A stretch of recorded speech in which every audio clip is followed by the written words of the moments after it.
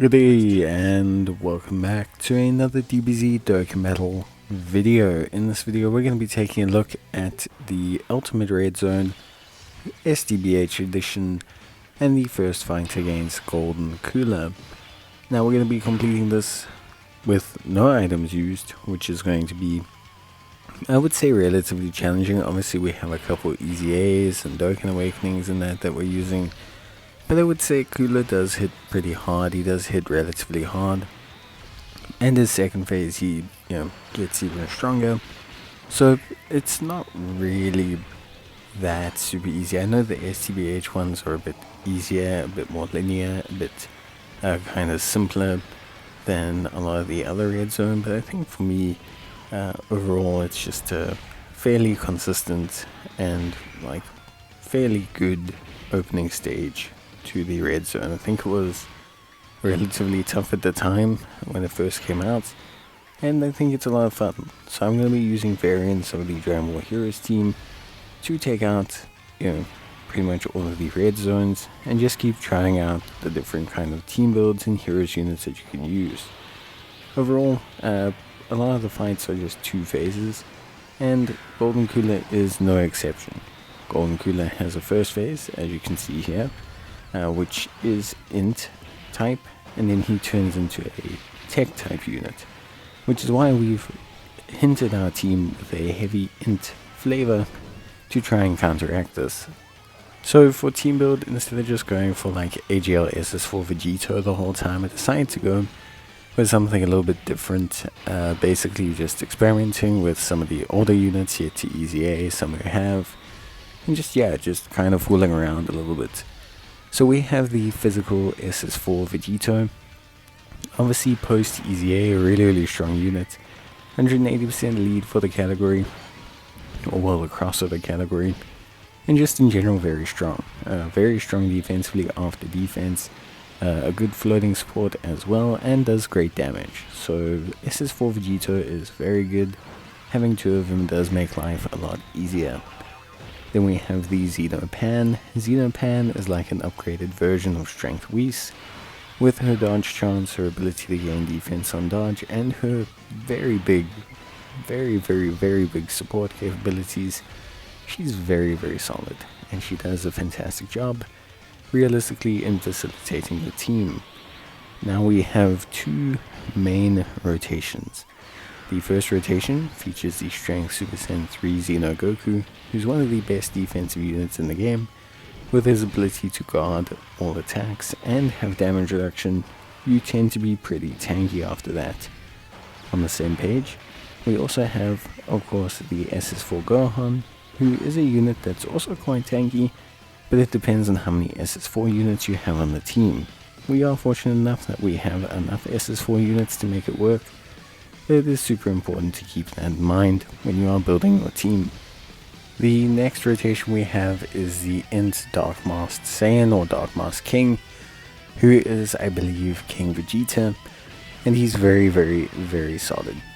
Very strong defensive unit, very good with healing. We obviously heal off of the damage that he deals, so with him having type advantage, he tends to deal decent damage, so us healing up is really not a huge problem. Alongside him we have Darkness Toa, who's also an incredibly good unit, gains attack and defense based on her evasion now, but is a huge support for the Dragon Ball Heroes category, and especially the extreme components of the Dragon Ball Heroes category, just in general. Just a very nice unit to kind of float and run, and just have exist on teams. Just very good in that regard. And then the final unit we have is Strength Bardock. So Strength SS4 Bardock is a little bit dependent on, how can I say, health. The amount of health that you have does affect how good he looks at any given time. But we do have abilities to health recover with Dark Masked King, and I think overall Bardock is a nice addition to any team. He has some decent utility that you can use in the earlier stages of any event, but he also just provides in general some really good output in terms of just raw kind of offense. At least, that's what I would say. I think overall the team functions really nicely, and I do think this worked pretty well. We obviously had some areas where we were maybe a little bit weaker than others, but I think in general we set the team up to the point where we can't really fail. Of course, this is a Dragon Ball Heroes team, so you can run this with whatever team you want. Most high level meta teams, at least nowadays, will have the ability to beat Super Dragon Ball Heroes stages pretty easily. But I think Golden Cooler was at a decent chunk of difficulty and can still take players by surprise even to this day. The big strength of this team build is that it handles the shift change from int to tech really well, and basically what happens is we end up being in a dominant position against the tech enemy because we have a lot of really strong defensive units, but we also just have in general really solid support for this team. I think overall it's just a very solid team, a lot of fun, and I think ultimately at the end of the day it's a team that functions incredibly well. I think it could probably do a couple other stages, not item, but I think you would need to tweak things and if you really wanted to push these super hard stages, you would need to use an AGL SS4 Vegito at some point, and maybe a couple of the other easy A's. But yeah, I would say overall for me, the whole thing was a lot of fun. It was a really cool stage to no item run. Although it was only 2 phases, Cooler did feel like a decent level of tangible kind of difficulty. So yeah, I would say overall for me, it was just a fun little run to do. I will be trying to complete all the other Red Zone SDBH not item during the celebration, just because I think it'll be a lot of fun. But yeah, that's basically gonna be it for me.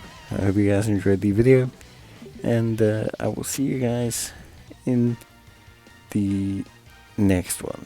But that's gonna be it for me. Hope you enjoyed the video, and as always, thanks for watching, and I'll see you guys next time. Until then, take care, stay safe, and bye.